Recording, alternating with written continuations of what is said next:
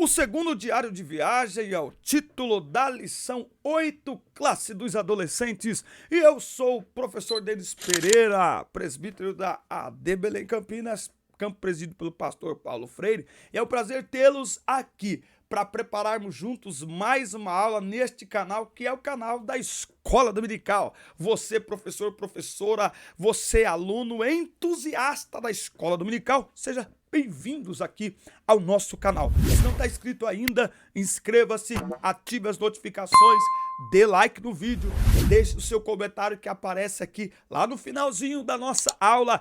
Clica no valeu, que é muito importante para nós. E dá uma olhada na descrição, tem um link do WhatsApp, temos 6 grupos de professores no WhatsApp, faça parte você também. Tem um link do meu WhatsApp, contato para ministrações. Será um prazer atender a sua igreja, congresso, evento, acampamento, culto na praça, campa off. Será um prazer atendê-los, tá certo? E tem um link para você baixar conteúdo, material, slides e muito mais gratuitamente em PDF. Está tudo aqui na descrição. Clica no valeu, ajuda-nos a manter este projeto. Pega a Bíblia, a revista, papel, caneta e vamos juntos preparar mais uma aula da Escola Dominical. Tem vinheta nova por aí, roda a vinheta.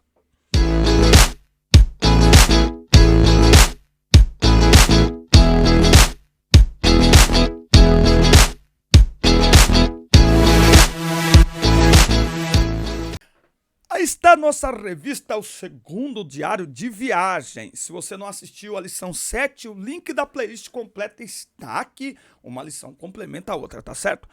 A mensagem, eles responderam: creia no Senhor Jesus e você será salvo. Você e as pessoas de sua casa. Atos 16 e 31. Estamos na hora de aprender. Esta é a segunda viagem missionária do apóstolo Paulo, uma viagem que foi abençoada e produtiva apesar dos contratempos. O que parecia um desvio se tornou um caminho de vitórias. É isso aí. Cuidado que as adversidades muitas vezes elas são exatamente instrumentos que Deus usa para nos conduzir por seus eternos, gloriosos e vitoriosos caminhos, tá certo? É bom você pegar aí um bloquinho de notas para fazer aí algumas anotações. Eu vou passando aqui a revista falando onde eu estou e Deus vai nos dando aqui a aplicação para esta lição. Aliás, este é o nosso desafio como professores. Qual é a aplicação desta lição? O que o aluno vai levar para a sua vida diária e prática desta aula, tá certo? Muito bem. Encontro com novas pessoas. Um destaque importante desta segunda viagem são as pessoas que Paulo foi conhecendo ao longo do trajeto. Ele tinha amor pelas almas e dedicava tempo às pessoas para que conhecessem a Jesus, tá? Paulo foi um grande discipulador e discipular leva tempo. Por isso que em Mateus 28, Jesus disse assim, ide e pregai a todas as nações, ensinando-as a guardar tudo que vos tenho mandado. Esta é a função do professor, discipular. Aliás, você já fez algum treinamento para professores da escola dominical? Tem algo lindo chegando por aí. Fique atento, por isso é muito importante você se inscrever, ativar as notificações. Fique ligado, tem bênção do céu chegando para vocês. Algumas pessoas que ele encontrou já serviam a Deus nas igrejas fundadas na primeira viagem. Então, nessa segunda viagem, ele já encontrou pessoas que se converteram ali na sua primeira viagem. Algumas se tornaram líderes ali da igreja no futuro. Por exemplo, lá em Derbe e Listra, Paulo encontrou Timóteo. Timóteo depois viria a ser um jovem pastor, um grande líder também, tá? Ele encontrou a vendedora de púrpura Lídia, que passou a crer em Jesus e mediante ali o ensino do apóstolo, tá? Lá próximo à cidade de Filipos, ela se tornou uma grande apoiadora do ministério de Paulo, hospedando eles e os missionários lá em sua casa, certo? Então nós temos aqui que no caminho desta viagem missionária, Deus foi apresentando pessoas a Paulo, que foram apoiando o seu ministério, investindo no seu ministério. Quando um ministério é sério, as pessoas investem. Não precisa pedir, ok? Deus levanta pessoas para investir no nosso ministério, para acreditar no nosso ministério. Estas pessoas vão surgindo ao nosso caminho. Apoiadores, incentivadores, motivadores, eles vão surgindo em nosso caminho. Quando somos fiéis a Deus e quando cumprimos o seu chamado em nossa vida, quando servimos a igreja de Cristo, Deus prepara pessoas para nos ajudar, Deus prepara pessoas para nos auxiliar, certo? Tópico 2, a parada em Filipos. Gente, ó, rapidinho aqui, é muito importante o seu comentário, tá?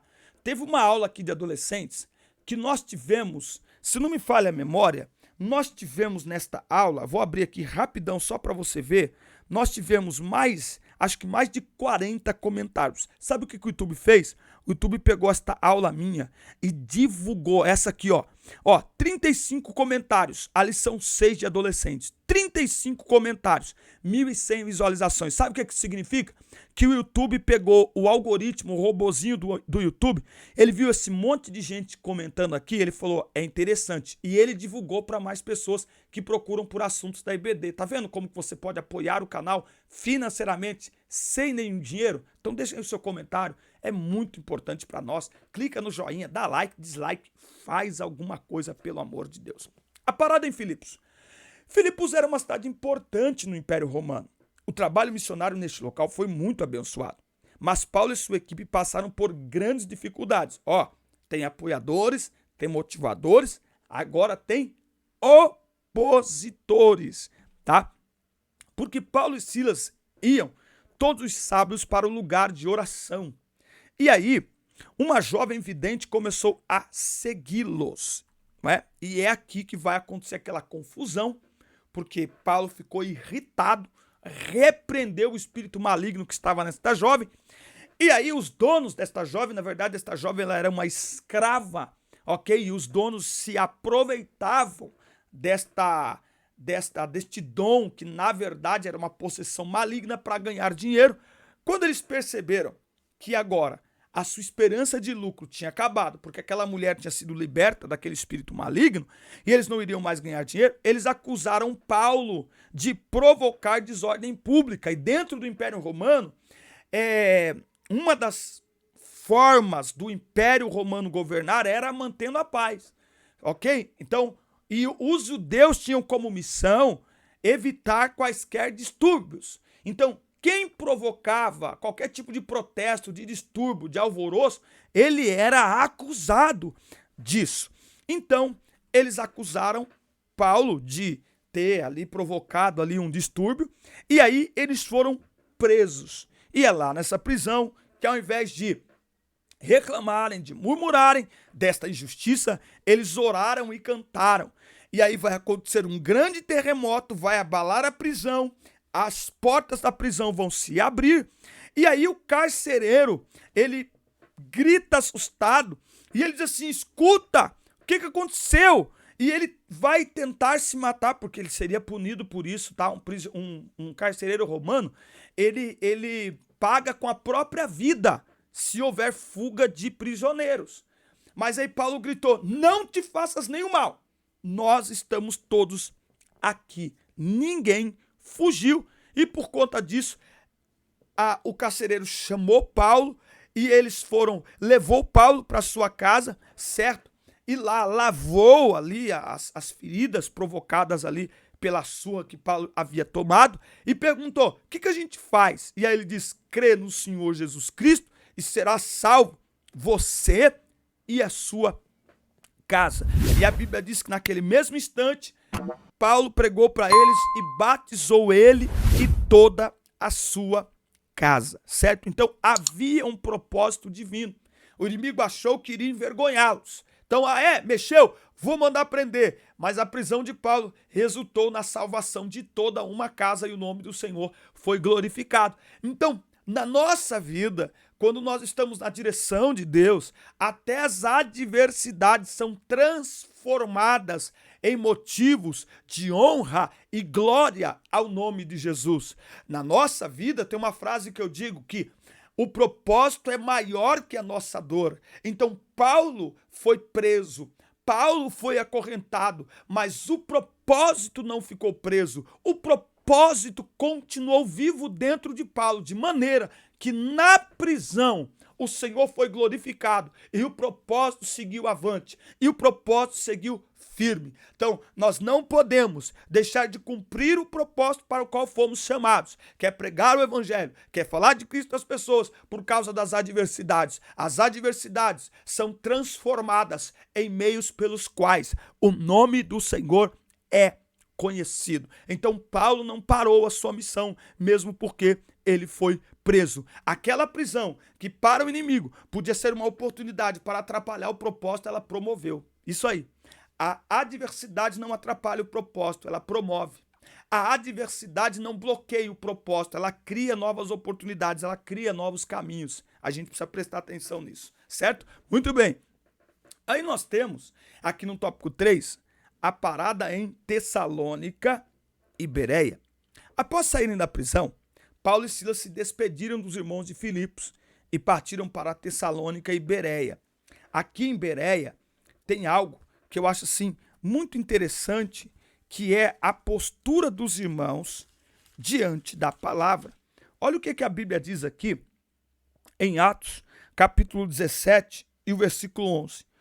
Os bereanos eram mais nobres do que os tessalonicenses, porquanto receberam a mensagem com vívido interesse e dedicaram-se ao estudo diário das Escrituras, com o propósito de avaliar se tudo correspondia à verdade. Então veja, os apóstolos ensinavam e eles estudavam, avaliavam se aquilo que tinham escutado estava de acordo com as Escrituras. Por isso eu tenho dito, por onde eu tenho passado pregando, escute a palavra com a Bíblia aberta, analisando, avaliando, não é? Procurando se aquilo que o pregador está pregando está de acordo com a palavra de Deus. Há pregadores que dizem assim, fecha a sua Bíblia. Fecha a Bíblia coisa nenhuma. Não é pregação bíblica? Então, Bíblia aberta e vamos analisar se o que o pregador está falando está de acordo com a palavra de Deus. Se estiver, qual o problema de deixar a Bíblia aberta? Pensa nisso. Bom, Lucas nos conta que Paulo e Silas conseguiram convencer disso algumas daquelas pessoas às quais se juntaram a eles. Convencer do quê? Da palavra de Deus, do evangelho. Um grande número de não-judeus convertidos ao judaísmo e muitas senhoras da alta sociedade também se juntaram ao grupo. Diante desse cenário, um grupo de judeus que ficou com inveja mobilizou alguns homens malandros e desordeiros para fazer oposição a Paulo e Silas. O crescimento sempre trará consigo a oposição. O crescimento sempre trará consigo a oposição. Eles tentaram prender a Pedro na casa de Jasão ou Jason, mas Paulo e Silas não estavam lá, então eles levaram Jason diante das autoridades, acusando ali os cristãos de muitos crimes, certo? E Jason teve que pagar uma fiança. E aí os apóstolos tiveram que fugir de Tessalônica e foram para Bereia. Então, há essa diferença de comportamento. Os cristãos de Tessalônica, as pessoas de Tessalônica não receberam a palavra. Os de Bereia receberam com alegria, tá certo? Então assim, lição prática. No exercício da nossa missão, nem todos vão aceitar a nossa missão com o mesmo interesse. Algumas pessoas vão aceitar com interesse, outras vão se opor. Mas, novamente, a oposição não atrapalha o crescimento da igreja, ela promove. A oposição não impede, a perseguição não impede. Tá? Ele até termina aqui dizendo, as perseguições contra os apóstolos os empurravam para seguirem a viagem e pregarem em outros lugares. Então, na mentalidade daquelas pessoas, quando eles expulsavam os apóstolos de uma cidade, eles estavam dizendo assim, estamos livres de vocês, mas o que eles estavam fazendo, na verdade, era expandindo cada vez mais a pregação do evangelho.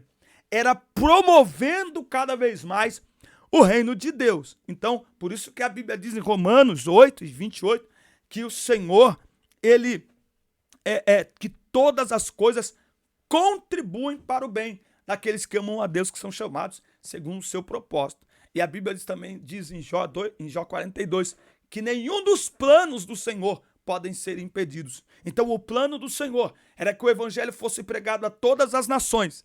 E nada impediu isso. E nem pode impedir, porque nada pode impedir os planos de Deus. Então, na trajetória, na caminhada cristã, no cumprimento da nossa missão, nós encontraremos. Vamos lá, lição prática para esta aula. No cumprimento da missão, encontraremos motivadores, encorajadores, investidores, mas também perseguidores, opositores, ok? No entanto, o nosso foco deve estar na missão. E por causa da missão, os ajudadores, os motivadores e tanto opositores e perseguidores não têm poder de nos impedir, nem de nos promover. Não. O que nos promove é a missão. O que nos faz andar é a missão. Na sala de aula é o propósito que deve ser a sua motivação. Não são os elogios, não são as palavras de motivação, é o propósito, é a sua missão. Sendo assim, os opositores e perseguidores também não têm poder de impedir, porque o que nos move é a missão. O que movia os apóstolos era a missão. Jesus mandou ir e pregar. Então, ou com opositores ou com incentivadores, nós vamos cumprir a missão. Ok, meus amigos, esta foi mais uma aula. Um forte abraço, assista, curta, compartilhe, inscreva-se no canal e até o próximo encontro. Deus abençoe vocês. Ótima semana!